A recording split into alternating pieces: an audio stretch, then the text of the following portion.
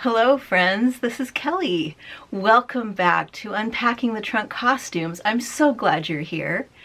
I am participating in Costube Symposium, or COSY, 2021 today, and this video is part of that. There are so many creators from all over the world who are sharing their wisdom and their projects with you here. I hope that you'll be able to enjoy as much as you possibly can. This video is part of Costube Symposium 2021 and is about the Flame Trees of Thika, a book and a series that I saw on television on Masterpiece Theater many years ago. The book was written by author Elspeth Huxley, who is the author of many, many books and articles as she became a journalist. This story is a true story about her youth as a young girl in a town called Thika in East Africa. I hope you enjoy the video and the project I made, and I hope I inspire you to read the book, maybe see the series, and maybe even try making this project on your own. In 1981, Masterpiece Theater presented a series called The Flame Trees of Thika. The series was based on the true story by Elspeth Huxley in her book of the same name. It was about her childhood in Africa as the daughter of an English couple who planned to grow coffee plants on their acreage just outside of a town called Thika in East Africa in 1912. I remember watching Elspeth in the story as she made friends with the people of Africa. She was surrounded by adults and had to find her way in a world where she was the only child. Elspeth learned the traditions and beliefs of the African people she became friends with. I related closely to her because she did not simply accept the sometimes prejudicial views of the adults around her. She thought things through, observed, and made her own choices. She actually reminded me a lot of myself. I grew up in a time and place where expressing prejudice, for whatever reason, was not frowned upon. This never sat right with me. The prejudice I saw and heard was often directed at people that were in my everyday circle of friends at school and in my neighborhood. I loved my friends, as did Elspeth, and like her, I refused to allow the prejudice that was around me to influence my relationship with my friends. If you are interested, you can find the book The Flame Trees of Thika and the DVD series on Amazon. During this video, I will be sharing quotes from Elspeth Huxley from her various writings.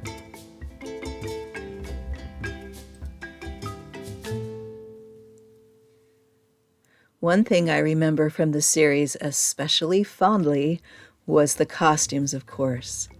It was set in 1912, just before the start of World War I, and the women were dressed in simple white dresses or blouses with walking skirts. The mother, Tilly, played in the series by Haley Mills, often had a set of binoculars or a camera and wore long brown boots and a wide-brimmed hat. There were even a few scenes where the adults tried to have a sort of party or get-together where they dressed in their finest. How I loved seeing those beautiful gowns and their hairstyles. Here is how Elspeth described her mother's outfit as they arrived in Thika for the first time. No medieval knight could have been more closely armored than were Tilly and I against the rays of the sun. A mushroom-brimmed hat built of 2 thicknesses of heavy felt and lined with red flannel protected her creamy complexion. A long-sleeved white blouse clasped her by the neck, and a heavy skirt of shakti fell to her booted ankles. I decided to make the Elsie blouse by wearing history. I've made this blouse before, and it turned out to be a great fit. I plan to use this white linen and extend the length of the shirt longer than the pattern calls for so that the tail of the shirt does not pull out when I bend forward. I'm also using the Folkwear walking skirt pattern. I've used this pattern numerous times and it's one of my favorites. For this, I'm using a darker brown linen. I found a pith helmet and a long white gauze scarf to wear on my head, some long brown boots, and even a set of binoculars. I recommend that if you'd like really good instructions on how to make this blouse, please watch Lauren's video linked below. She created and sells the pattern in her Etsy store. She is a great teacher and made the parts I got confused on make total sense, like the collar and facing attachment. She also explains the history of the garment and how she constructed it. It is so helpful. I started by doing a good clean of my work table. I'm working with white fabric after all. I carefully cut out all the pieces, remembering to add length to the bottom edge. I decided to make the simple cuffs instead of what I call the tulip-shaped ones. I liked them on the blouse I made before, but I wanted the simplest cuffs on this one in case I want to roll them up. I then added fusible interfacing to the collar, front facing, and cuff pieces.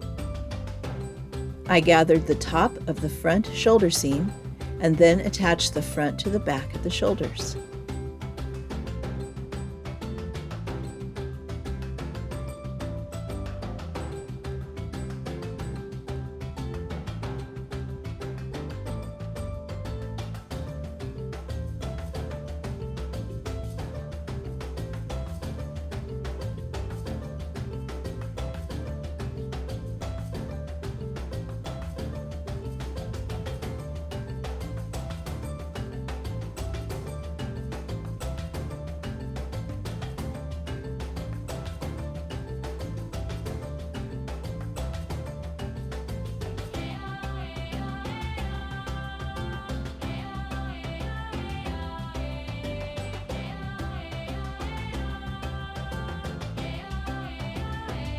Then I attached the facing to the front. I sewed the collar pieces together, and then I tried to attach the collar without watching Lauren's video. Big mistake. Well, not that big. I watched it, and then I took a seam ripper to the parts that needed fixed. She made it so easy to understand that I ended up with really great results in the end. I used some bias tape to clean up the edge on the inside of the shirt where the collar joins the bodice. I then top-stitched around everything. Then it was on to the sleeves. I made the cuffs by sewing the cuff pieces together and top-stitched them. After triple checking for correctness, I sewed the sleeves into the arm size. Now, when I first wore the blouse, I felt that the arm size were too small. I wear an insulin pump called an Omnipod on the back of my arm, and when I took the blouse off, the arm side would get stuck on the pod. So I removed the sleeves and the gathering at the top, cut a full inch all the way around the arm size, put the sleeves back in, and it totally fixed the problem. I then figured out where I wanted the buttons down the front of the shirt, made the buttonholes on my machine, and attached the buttons. Then I did a narrow hem all the way around the bottom of the blouse, and it was done.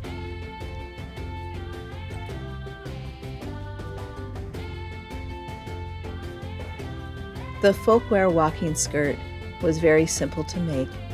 I've used it many times before, so it was just a matter of cutting out the pieces, cutting it to length, and sewing it together. Elspeth described her mother's skirt as a heavy twill. I used a soft brown linen I got at Joann's. I wanted to wear this skirt on a regular basis as well as the blouse, and I felt that the twill would just be a little bit too heavy, especially in the summer. And now, while you watch me sew the long seams on this Folkwear walking skirt, I thought I'd share some quotes from Elspeth Huxley from the book The Flame Trees of Thika, Memories of an African Childhood. How much does one imagine? how much observe. One can no more separate those functions than divide light from air or wetness from water.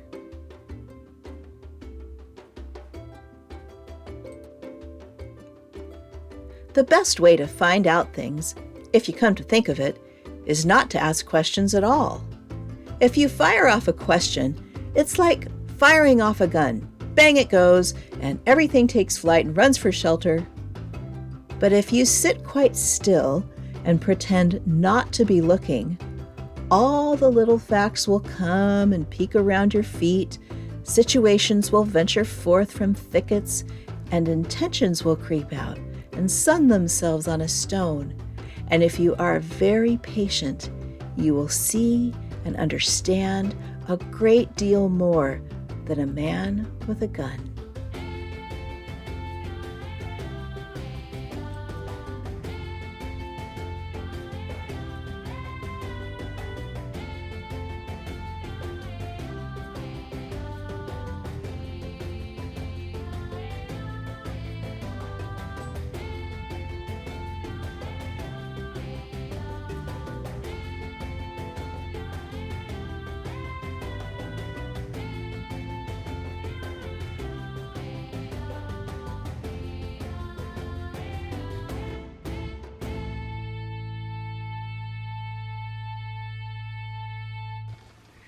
Thank you so much for joining me on this special journey today. I hope you're enjoying Costube Symposium 2021 as much as I am. Remember to subscribe to my channel if you haven't already. Hit the like button, leave me a comment, and hit the bell icon to be notified the next time I release a video. I'll see you next time. Bye.